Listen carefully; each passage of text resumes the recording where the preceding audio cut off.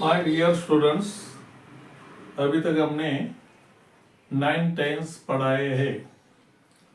3 simple tenses, 3 continuous tenses और 2 perfect tenses.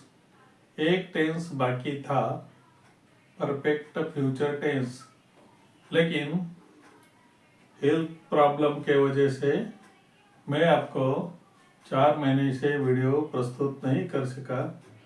उसके बदले में सॉरी बोलता हूँ। तो अभी हमारा जो टेंस है, next tense, that is perfect future tense. आप जानते ही है, पहले वीडियो में आप देखो कि वर्ब फॉर्म के 4 रूप होते हैं। जैसे फर्स्ट फॉर्म होता है simple present tense and simple future tense. 2 number का फॉर्म जो होता है वो सिंपल पास्ट टेंस। 3 नंबर का फॉर्म होता है perfect present tense, perfect past tense, perfect future tense. और 4 नंबर का जो वो फॉर्म होता है continuous present tense, continuous past tense, continuous future tense. और remaining tenses that I will explain again. So there are totally 12 tenses. I am going to complete 9th tense, that is perfect future tense. हर एक tense के लिए मैं formula आपको देता हूँ कि कौन सा टेंस होगा। तो पहले कौन आता है? सब्जेक्ट।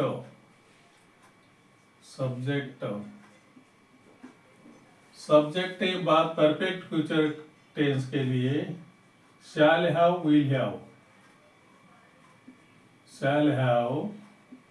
will have और वर्ब का रूप नंबर 3, दैट इज 3 नंबर का रूप। मैं तो हमेशा 1, 2, 3, 4 रूप बोलता हूँ, जैसे अभी एक्सप्लेन किया वैसे। तो वर्ब नंबर 3 तो आप जानते हैं कि जैसे क्रिया है drink. 2 number drank. 3 number drink, drank, drunk. और 4 नंबर का होता है ड्रिंकिंग।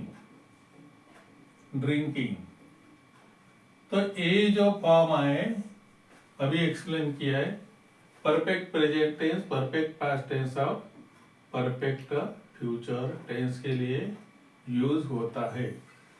आप जानता है कि हर एक टेंस में, परफेक्ट टेंस में बहुत इजी है। पहले कौन आता है? सब्जेक्ट। सब्जेक्ट के बाद हैव हैज रूप number 3 perfect present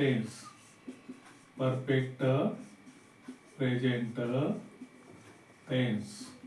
okay.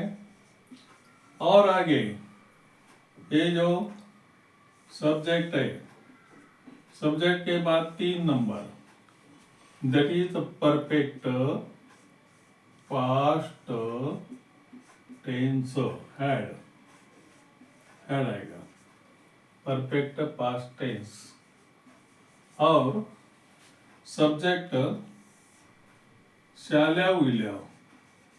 shall have, will have और उसके साथ 3 number perfect future tense. Actually comparative study करना है तो परफेक्ट कौन सा ही टेंस होगा, परफेक्ट पास्ट टेंस हो, परफेक्ट प्रेजेंट टेंस हो या परफेक्ट फ्यूचर टेंस, उसके लिए वर्ब फॉर्म 3 की जरूरत होती है। जैसे और हैज का ट्रांसलेशन होता है मैंने पिया है, परफेक्ट प्रेजेंट टेंस। मैंने पिया था, परफेक्ट पास्ट टेंस। मैंने पिया होगा, परफेक्ट फ्यूचर टेंस। एक कंपैरेटिवली स्टडी है, तो आज हम स्टडी करेंगे परफेक्ट फ्यूचर टेंस कि पहले सब्जेक्ट आता है और सब्जेक्ट के बाद क्या आता है, शैल हैव विल हैव होगा, उसका ट्रांसलेशन क्या होता है, होगा। और 3 नंबर का खाया होगा, पिया होगा, गया होगा। तो इसमें से क्या भविष्यवाणी की बात कर सकते, भविष्यवाणी अनुमान, दैट इज अ प्रेडिक्टेशन। तो पहले subject shall have will have verb number 3, फिर पहले मैंने एक्सप्लेन किया था कि जैसे आयो का मीनिंग आप जानते हैं, आयो डीओ। आयो का मतलब है इनडायरेक्ट ऑब्जेक्ट, उसका एक्सप्लेनेशन किया है। और फिर भी कभी कभी हो जाएगा इनडायरेक्ट ऑब्जेक्ट, फिर डायरेक्ट ऑब्जेक्ट, फिर एडवर्ब एडीवी, और एडीवी के बाद क्या आएगा प्लेस, और प्लेस के बाद tense indicator, TENSE, tense indicator. आप जानते हैं टेंस इंडिकेटर એટલે समय दर्शक शब्द, वो समय दिखाते। जैसे कि मैंने हर एक टेंस में जितने टेंस पढ़ा है, सिंपल प्रेजेंट टेंस में डेली, टुडे, एवरीडे, ऑलवेज, अपन, सम टाइम, एवर, नेवर, उसमें मैंने टेंस इंडिकेटर, अलग अलग टेंस इंडिकेटर, अलग अलग टेंस में मैंने टेंस इंडिकेटर दिए हैं। जैसे सिंपल पास्ट टेंस में यस्टरडे, लास्ट, आई गो, इन, ओल्ड एज, और सिंपल फ्यूचर टेंस में टुमारो, नेक्स्ट। कंटिन्यूस प्रेजेंट में हर एक टेंस में मैंने पहले आप टेंस पढ़ो। टेंस इंडिकेटर जो 9th, 10th, 11th के वो फॉर्म भरने के लिए जो पेपर में आते हैं, उसके लिए बहुत जरूरत होता है। टेंस इंडिकेटर के मुजब ये हम क्रिया रखते हैं, कौन सा टेंस है वो हम समझ जाते हैं। तो अभी कौन सा ही सब्जेक्ट लो, सब्जेक्ट तो आप जानते हैं कितने सब्जेक्ट मैंने कहा था, नाम से नामी, सर्वनामी, लिंगी, वचनी, पुरुषी, 5 प्रकार के सब्जेक्ट होते हैं। और ये 5 प्रकार के सब्जेक्ट में मैं अभी जैसे कि आय, सर्वनामी आय के आगे शैल हैव, अभी तो सबके साथ विल हैव लेते, लेकिन आई शैल हैव। 3 नंबर डू का 3 number, do, did, done, I shall have done, I shall have done my work, I shall have done my work। my work क्या है, डायरेक्ट ऑब्जेक्ट है, इनडायरेक्ट ऑब्जेक्ट नहीं है। अभी ये आप एडवर्ब रख सकते हैं। I shall have done my work carefully in the school by the end of। Tense indicator कितने, 2, by the end, by अथवा by the end, by the end। उसके आगे समय क्या आता है, टाइम आता है। इधर भी by के आगे टाइम आता है, टाइम इंडिकेटर होता है। तो I shall have done my work, मैंने मेरा काम पूरा किया होगा। कभी किया होगा, by the end of this year, ऐसा मैं ये टेंस इंडिकेटर है। ये टेंस इंडिकेटर जो होते हैं by the end, वो क्या सूचन देते हैं हमको, शैल हैव विल हैव के आगे वर्ब नंबर 3 करो। जैसे we shall have met, meet, 3 number का रूप, 3 नंबर का क्रिया करो। We shall have met her, हम उसको मिले होंगे, किसको, उसको। तो कौन सा ऑब्जेक्ट हो गया, इनडायरेक्ट ऑब्जेक्ट मिला। आई शैल हैव मेट हर, कहाँ मिले होंगे, प्लेस भी लिख सकते हैं। कैसे मिले होंगे, आई, तो इधर हम क्या कर सकते हैं, सिंपल सेंटेंस बनाएंगे, we shall have met her by the end of, क्या लिखेंगे tense indicator, by the end of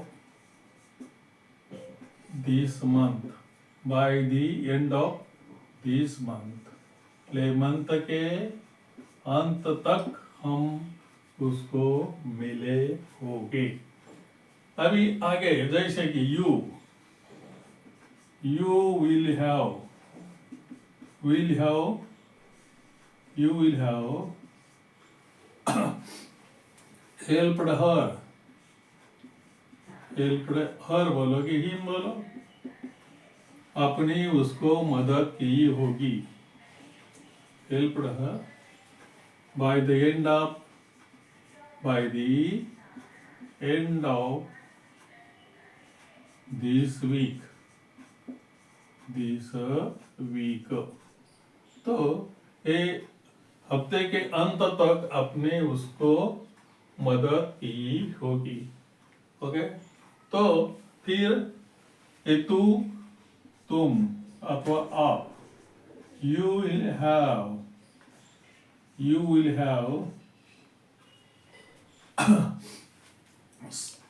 have sung a song, sing, sang, sung, you will have sung a song, अपने गीत गाए होंगे। कब? By the end of, by 9 o'clock, अथवा बोलो bye 9 o'clock, 9 बजे तक अपने गीत गाया होगा।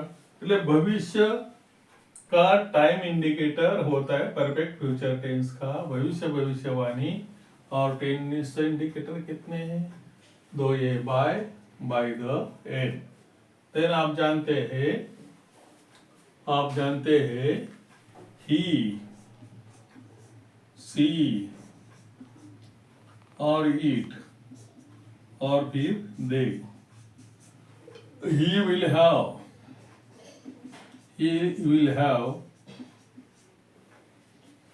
have caught, पकड़ा होगा, caught a cat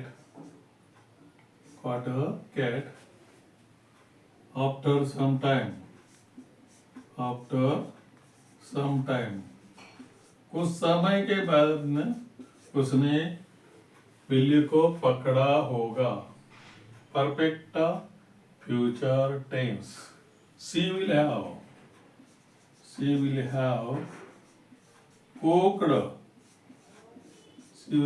cooked food by 9 o'clock, 9 बजे तक उसने खाना पकाया होगा। It will have, हम बोल सकते हैं, उसका अनुमान तो नहीं बोल सकते हम। It वो न्यूट्रल जेंडर होता है। They will have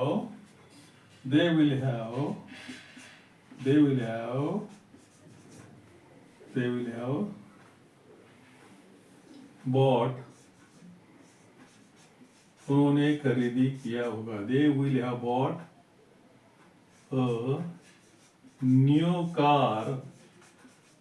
car, उन्होंने नई गाड़ी खरीदी की होगी। तो इस तरह हम परफेक्ट फ्यूचर टेंस का कंस्ट्रक्शन कर सकते हैं। ये सेंटेंस को बोलते हैं assertive sentences. My dear student, हमने 4 महीने में ये वीडियो दे रहा हूँ। पहले वीडियो पर पढ़ो और आपको अच्छा लगा तो अपने फ्रेंड को बोलो। ग्रामर का डिटेल स्टडी है, जिसको टेंस आता है वो आगे स्टडी कर सकता है। और ये स्लोली बोलते हैं ना, slowly and silently win the race. आपको ध्यान देना है, स्टडी करना है। Thank you very much.